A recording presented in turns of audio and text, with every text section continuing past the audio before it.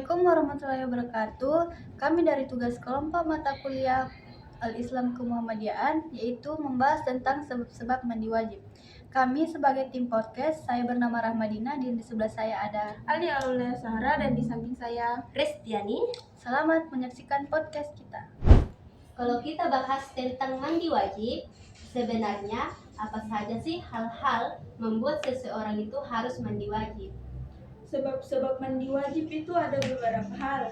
Yang pertama itu setelah hubungan suami istri. Dalam Islam, setelah terjadi hubungan suami istri, seseorang wajib mandi untuk menghilangkan hadas besar sebelum melakukan ibadah. Nah, yang kedua, keluarnya air mani. Ini biasa terjadi karena mimpi basah saat tidur ataupun sebab lainnya. Ketika air mani keluar, maka mandi wajib itu harus dilakukan agar kembali suci. Yang ketiga, selesai haid. Haid adalah darah alami yang keluar pada perempuan dalam waktu tertentu. Setelah masa haid selesai, perempuan wajib mandi sebelum melaksanakan ibadah seperti sholat, puasa, dan ibadah-ibadah lainnya. Yang keempat, nifas. Nifas adalah darah yang keluar setelah melahirkan, sama seperti haid. Setelah darah nifas berhenti, perempuan diwajibkan mandi wajib sebelum kembali beribadah.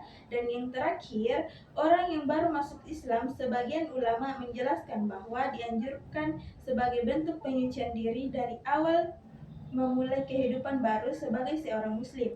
Jadi, mandi wajib ini bukan hanya kebersihan tubuh, tetapi juga mandi cara untuk menyucikan diri agar siap kembali menjalankan ibadah dan tenang dan khusyuk.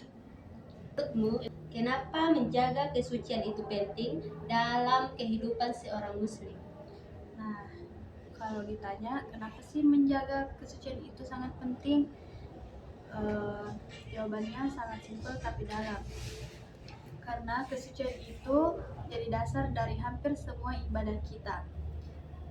Tanpa kondisi suci, ibadah seperti sholat itu nggak sah. Jadi ini bukan cuma soal bersih, tapi soal diterima atau tidaknya ibadah kita. Selain itu, menjaga kesucian juga ngajarin kita disiplin dalam kehidupan sehari-hari. Kita jadi terbiasa hidup bersih, rapi, dan teratur. Gak cuma tubuh yang bersih, tapi hati juga dan pikiran ikut bersih. Karena dalam Islam, yang dijaga itu bukan cuma fisik, tapi juga batin, kayak menjauhi iri, dengki, dan hal-hal yang negatif.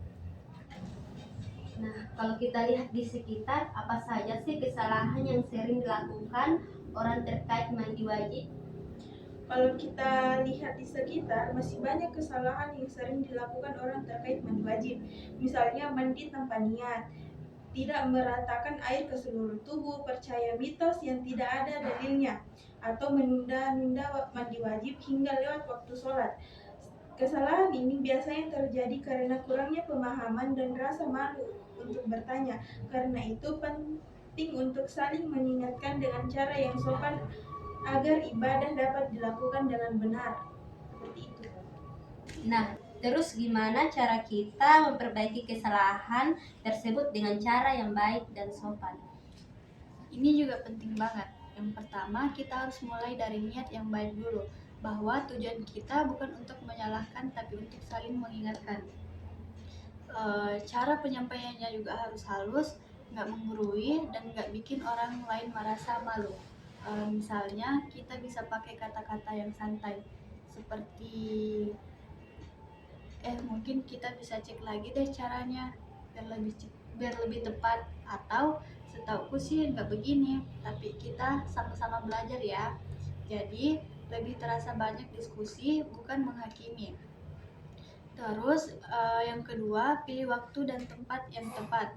Jangan menegur di depan banyak orang karena bisa bikin orang nggak nyaman. Lebih baik disampaikan secara pribadi.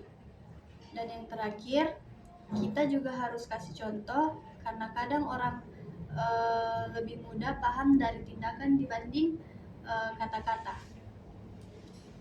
Baik. Itu saja. Baik teman-teman, jadi dari obrolan kita ini bisa saya simpulkan bahwa mandi wajib dilakukan saat kondisi tertentu seperti keluar mani, setelah hubungan suami istri, selesai haid, nifas, atau melahirkan agar kita kembali dalam keadaan suci. Jadi guys, menjaga kesucian itu sangat penting karena berpengaruh langsung pada sah atau tidaknya ibadah kita seperti sholat. Semoga pembahasan hari ini bisa menambah pemahaman kita semua dan kita bisa saling mengingatkan dengan cara yang baik untuk terus memperbaiki diri. Terima kasih sudah mendengarkan. Sampai jumpa di pembahasan berikutnya. Wassalamualaikum warahmatullahi wabarakatuh.